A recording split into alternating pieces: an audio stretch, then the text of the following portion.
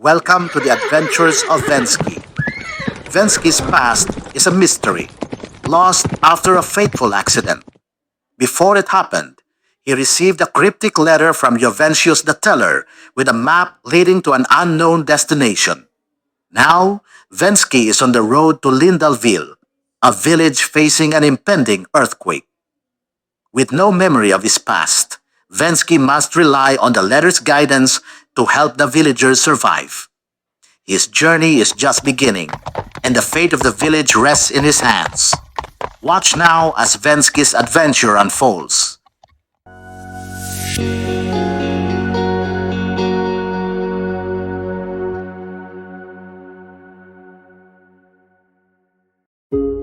The dense trees parted as Venzki entered the outskirts of Lyndel Ville, the village sprawling before him.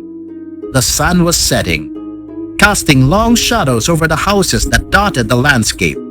The scent of pine and wet earth lingered in the air from the rain earlier.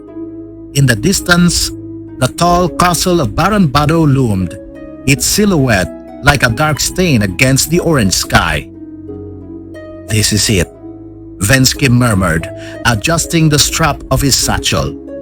The map in his hand was worn and faded, but the instructions were clear. Lyndel Ville was the next place on his journey. The letter from Joventius the Teller, the time traveler, had been cryptic but persistent. It said that Venzki would find a village, and it was here that his mission would take shape. But what kind of mission? He had no idea. As he walked further into the settlement, he noticed the people seemed distant, their faces drawn with a sense of unease. Baron Bado's presence was as heavy as the storm clouds that had passed, a feeling of dread that hung in the air. The village wasn't thriving, it was surviving. Venzki entered the tavern of Lyndel, a dimly lit space where the hum of quiet conversations mixed with the clink of mugs and the crackle of a fire in the hearth. The smell of hearty stew and baked bread made his stomach rumble, but he needed rest more than food. He found an empty corner, placed his satchel down, and took a seat, eyeing the village's inhabitants carefully. The bartender, a woman with short dark hair and sharp eyes, walked toward him. She wore a weathered apron, and a worn-out expression marked her face. A traveler in Lyndel? Not common these days. You must be Venzki. How do you know my name? I'm Barth's simp daughter, and I've been waiting for you. Joventius the Teller spoke of you, told me a time would come when a traveler named Venzki would save this village, not only from the cruelty of the Baron, but from something much worse. Joventius, the time traveler. Yes, he sent me a scroll, a message for you, for when the time was right. That time is now. Joventius said you'd need this. Venzki's fingers gently unrolled the scroll. The parchment crackled slightly, showing signs of age but still sturdy. As he read aloud, the words seemed to grow heavier with each passing sentence. Before the earthquake, preparation is key. Secure your shelter. Before the tremors begin, secure your home or shelter. Fasten heavy furniture and large items like chests or shelves. Use ropes or iron fasteners if possible to prevent them from toppling over. Wooden homes can be reinforced by bracing the walls with sturdy beams. Patch up cracks in the walls and roof. Windows. Cover windows with wooden planks or metal sheets to avoid glass shattering and causing injury. Create a safe space. Identify a safe spot in each room, such as underneath sturdy tables or beams that run along the ceiling. These areas will help shield you from falling debris. Strong interior walls or door frames can provide protection from falling objects, Make sure these areas are clear of anything that may cause harm during a shake. Escape routes. Ensure doors and windows are easily accessible and not blocked by furniture, as these may be needed for a quick escape. Prepare emergency supplies. First aid kit. Equip yourself with basic first aid supplies, including cloth bandages, salves, herbs for treating wounds, and vials of water for cleaning injuries. Water. Store as much clean water as possible in earthen jugs or ceramic pitchers. Aim for at least a gallon per person. Food. Stock non-perishable food such as dried meat, salted fish, and grains. These can last longer without spoiling and can provide nourishment in case of prolonged disruption. Fire starting supplies. Have flint and steel ready for lighting fires. Gather dry kindling and larger logs to ensure you can start a fire quickly if the warmth is needed. Lanterns or candles. Light is crucial during the night or after dark, so keep oil lamps or beeswax candles stocked and ready. Personal safety measures. Sturdy footwear.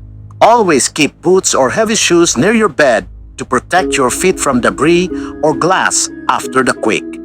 Head protection. Consider having a thick cloth or leather cap to shield your head in case falling debris hits you. Some people use makeshift helmets made of iron or wood for protection. During the earthquake, actions to take immediately. The warning signal. In Lyndel Ville, the bell in the small chapel at the center of the village serves as the warning signal. When the bell rings continuously for about 1 minute, it is the sign that an earthquake is happening. The villagers know this bell sound is the signal to prepare immediately for the quake. Duck, cover, and hold on. As soon as the bell rings, drop to the ground. Get down on your hands and knees to avoid being thrown off balance. Take cover by getting under sturdy furniture like tables, or if there is nothing available, cover your head and neck with your arms, staying low to the ground. Hold on to anything that might move or shift during the shaking. If you're under a table, hold on to its legs to ensure it stays in place and protects you from falling debris. Evacuation after the shaking stops. Once the shaking stops, stay calm. Do not rush or panic. The bell will signal the end of the shaking. Immediately fall in line in an orderly fashion. The villagers must evacuate to a clear area. This is a field at the center of the village, far away from the castle and any taller buildings. The clear area is where everyone can gather safely, away from the risk of collapsed walls, falling debris, and other hazards.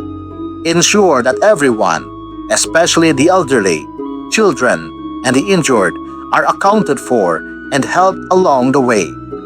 After the earthquake, ensuring safety and recovery. Check for injuries. Check yourself and those around you for injuries using the first aid supplies. Apply cloth bandages or poultices to stop bleeding. For broken bones, try to immobilize the area by using sticks, rope, or any sturdy material you have. If necessary, create a makeshift splint to stabilize the injured limb. Assess your shelter. Once the shaking stops, check the structural integrity of your shelter. If you're inside a building and notice cracks in the walls or ceiling, exit carefully. Look for dangerous debris, glass, stones, or bricks that may have fallen. If the building is unsafe, leave immediately, but be cautious of aftershocks. Evacuate if necessary. If the building has been damaged, evacuate. Use stairs if they seem sturdy. Once outside, find an open area to regroup with others. Avoid going near buildings, as aftershocks or further collapses can happen. Expect aftershocks. Aftershocks often follow the main quake. These smaller but still dangerous tremors can happen minutes, hours, or even days after the initial shake. Always remain alert and be prepared to take cover again. Communication and coordination. If you are able, try to contact your loved ones to check on them. If you cannot use the messenger services, consider sending a runner to relay the message. Assist others who may be trapped or injured.